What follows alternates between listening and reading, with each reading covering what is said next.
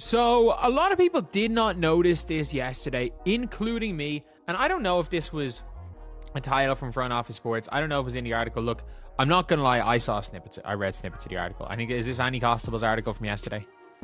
No, maybe. I actually don't know. It's just randomly Front Office Sports. This might have been from Annie Constable's article yesterday on Front Office Sports. But that being said, we've got it. That right there is the moment everything changed in the CBA negotiations. Because buried in a Front Office Sports article yesterday was a single line that flipped the entire narrative. The WNBA hasn't drawn their line in the sand yet, which means all those people screaming about an inevitable lockout, they missed the biggest development in this entire negotiation. Talk about this. So, obviously, it was the article about the base salary and what a max contract would do to a base salary. And basically, the league is offering 6 million base salaries, and the players want a salary cap of under 9.5. I still think we're going to see it between 7 and 7.5. I still think that's a number that the players can reach. And then the fact is that they're pretty much guaranteed. They're guaranteed to hit to get net rev bonuses every single year. So that's a huge thing. So the salary cap is going to be higher, and they're going to be guaranteed net rev bonuses. Let's get the numbers straight, because this matters. The players initially proposed a $10 million salary cap. They came down to $9.5 million. The league countered at $5.65 million and hasn't budged publicly. On the surface, that's a massive gap.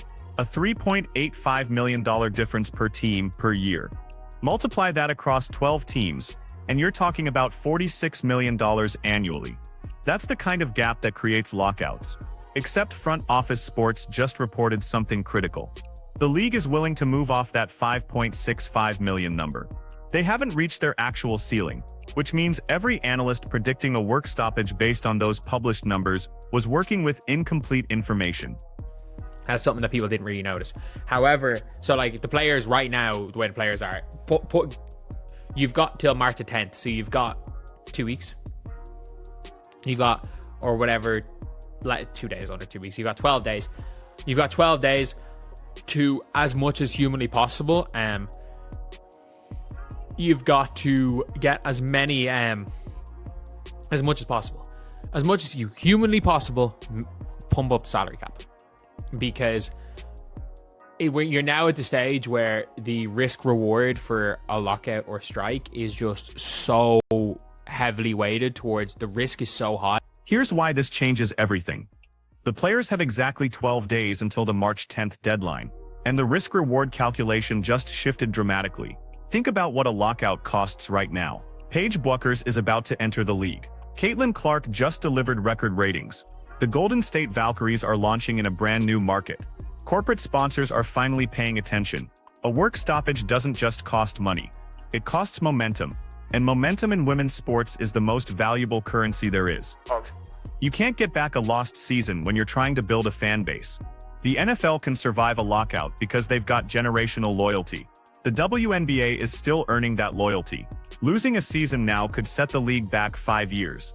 That's the risk. Now what's the reward? Fighting for $9.5 million, instead of settling for $7 or $7.5 million. That's maybe $2 million per team. Spread across 12 roster spots, you're talking about an extra $166,000 per player annually. That's not nothing, but is it worth gambling the entire season? 5.65. So I don't know where you want to go to, because you don't want to go to like your line in the sand straight away. Because if you do that and they go under it, you might end up having to accept that. So it's like, if I'm the players, I come back at like 8.5 maybe 8.25 for the salary, because you could get 8.25 honestly. But if you go back at 8.25 and the league comes back with 7, you're in a position where you're going to be able to get it 7.5 for the sake of $500,000 per team, per year per team. That'll happen. And like a 7.5 million cap, if they keep the max, look, if they keep the... Now watch how the negotiation strategy needs to shift. The players came down from $10 million to $9.5 million, and the league didn't move. That's a negotiation tactic. You don't reward the other side for making a concession by immediately matching it. You wait, you hold your position, you make them sweat. But here's the problem. If the players go back with 8.25 million and the league counters at 7 million, suddenly you're negotiating in a range where a deal actually makes sense. 7 to 8.25 is a 1.25 million gap. That's bridgeable. That's the kind of difference you split down the middle and call it 7.6 million. The players can't show their floor too early, because the moment you reveal your actual line in the sand, that becomes the ceiling of the negotiation.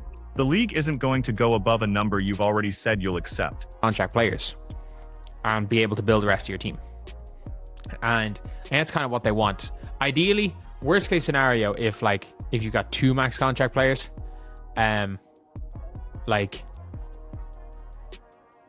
you got 2 max contract players, then you're in pretty good shape, honestly, for just in general with your team. And maybe you're either gonna have 3 max contract players and nothing, or you have 2 max contract players and you build a team. But the league not reaching a line in the sand. Someone said they're about to have a lockout. The literal response is the league is not drawing a line in the sand. The league will go up, and there's going to be a lockout. I said it once before. What's final being the 6 to 6.5. Let's talk about what these numbers actually mean for roster construction, because this isn't just about player salaries. It's about competitive balance. A $7.5 million salary cap with a max contract at 1.3 or 1.4 million means you can have 3 max players and still build a functional roster. That's your super team model. That's your aces with Ajasia Wilson, Chelsea Gray, and Kelsey Plum. Drop that max down slightly, and you can have 2 max players plus 3 or 4 solid mid-tier contracts. That's depth. That's the model where injuries don't destroy your season, where you can actually develop young players instead of relying on minimum contracts to fill out the bench. But if the cap stays at 5.65 million and the max stays proportional, you're in a situation where teams have to choose. Do we pay 2 stars and fill the roster with rookies? Do we spread money around and hope for chemistry? The lower the cap, the more luck matters. The higher the cap, the more talent matters. And players want talent to matter. Willing to budge. Basically, the league are willing to budge. If you guys don't know, like a publication like Front Office Sports, they're realistically, everything they are saying is for a reason. They're not coming out here and saying stuff for no reason. They're not coming out here and going out of their way and putting up bullshit. Because let's be real, Front Office Sports is one of the very few purely, well, it is the business side, but it's a purely facts based, and which is the. Here's what makes this negotiation different from past years. The revenue projections have completely changed. The new media rights deal is worth $200 million annually, up from $50 million. That's a 400% increase. Expansion fees from Golden State and Toronto are bringing in a combined $100 million. Corporate sponsorships are up across the board. The money is real now. This isn't the WNBA of 2020 asking for raises while operating at a loss. This is a league that's about to be genuinely profitable for the first time in its history, which means the players have leverage they've never had before. But it also means they have something to lose. You can't strike when the league is broke because there's nothing to negotiate over. But you also don't want to strike when the league is finally making money because you're leaving cash on the table. The players are also guaranteed revenue-sharing bonuses for the first time. That's huge. That means even if the base salary cap is $7 million instead of $9.5 million, players are getting additional money when the league hits revenue targets. And based on current projections, they're going to hit those targets every single year. Finals, and it was it was on the lower end of average for unrifled, which is kind of crazy. But yeah, anyway. Look, there's going to be a season. We're at this stage now where, look, Paige has literally said there's going to be a season. If there's no season, then Paige is a liar. And that's the thing. She is the first player of, I called them the core 5 because there are 5 specific players that have all 5 of them crossed the picket line. It doesn't matter if every other player gives up, the league is still going to be absolutely fine. And those 5 players, Paige is one of those 5. Caitlin Clark would never say something like that. Paige saying that is a bit of a surprise if we're being real. But yeah, it is it's a positive. It is a huge positive, Paige saying that. And look, the season might be delayed a couple of weeks. I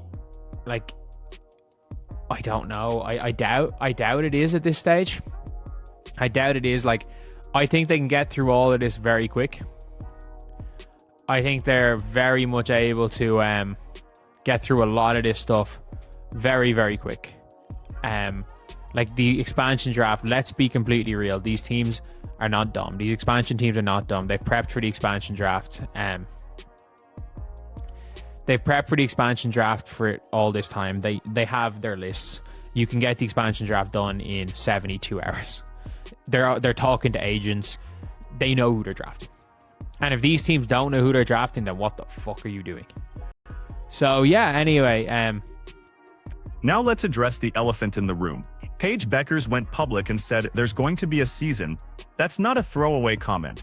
Paige is part of what we're calling the core five. 5 specific players who, if they cross the picket line, the league continues regardless of what everyone else does. Caitlin Clark, Paige Beckers, Aja Wilson, Brianna Stewart, and Sabrina Ionescu. Those 5 players generate the majority of the league's revenue. Those 5 players are why the media rights deal quadrupled. If those 5 say they're playing, there's a season, period. The union can vote to strike, but if your biggest stars aren't striking, you don't have leverage. And Paige just told everyone she's not sitting out. Caitlin Clark would never make that statement publicly because she's too smart politically. But does anyone actually believe Caitlin is skipping her sophomore season after the year she just had? After Iowa just made her the face of women's basketball? This is why the risk-reward calculation matters. The rank-and-file players might want to strike for a higher cap, but the superstars have the most to lose from a lost season. And in this league, the superstars have all the power. The expansion draft is another factor nobody's talking about. Golden State and Toronto need to fill rosters. They've been preparing for months. They have their lists. They've been talking to agents. You can execute an expansion draft in 72 hours if you need to. The teams know who they're taking. The infrastructure is ready.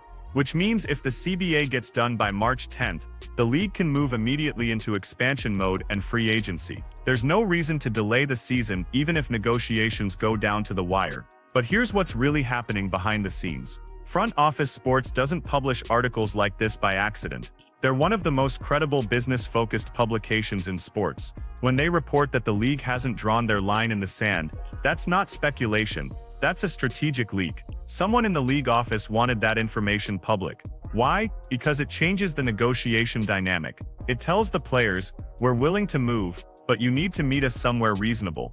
It tells the media, stop reporting that we're headed for a lockout. And it tells sponsors and fans, we're going to figure this out.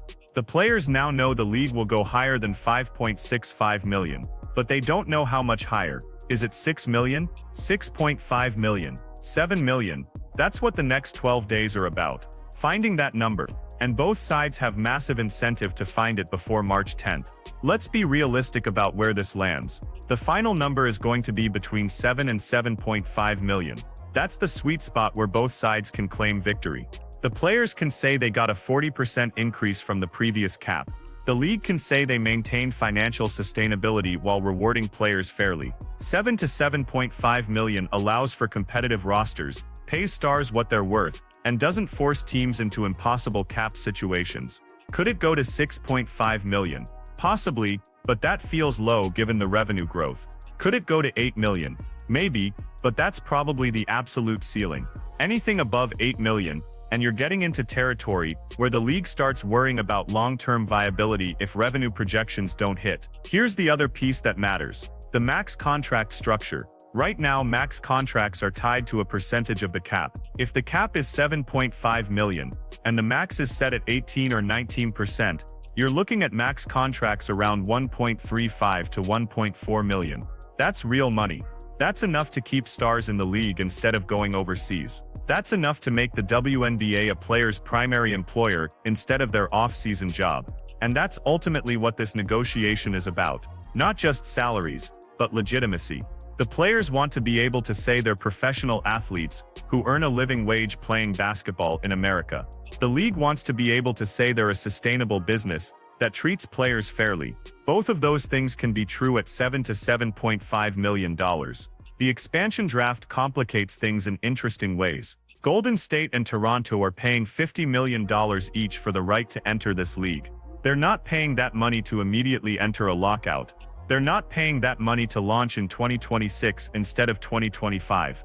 They need a season, they need to draft players. They need to start building their brands in their markets. That's pressure on both sides. The league can't afford to tell two new ownership groups, "Sorry, we couldn't get a deal done." The players can't afford to be blamed for preventing two new teams from launching. Expansion creates urgency, and urgency creates deals. So where does this leave us? 12 days until the deadline. A league that's willing to move off their public position. Players who have more leverage than ever but also more to lose than ever. Superstars who've already signaled they're playing. Expansion teams ready to launch. Media partners expecting a season. Sponsors expecting a season. Fans expecting a season.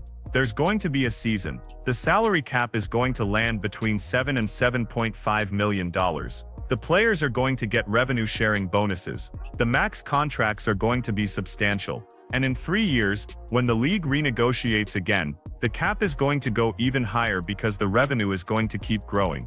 This isn't 2020 where the league was fighting for survival. This is 2025, where the league is fighting over how to split success. That's a much better problem to have. And it's a problem that gets solved at the negotiating table, not on a picket line. So no, there's not going to be a lockout.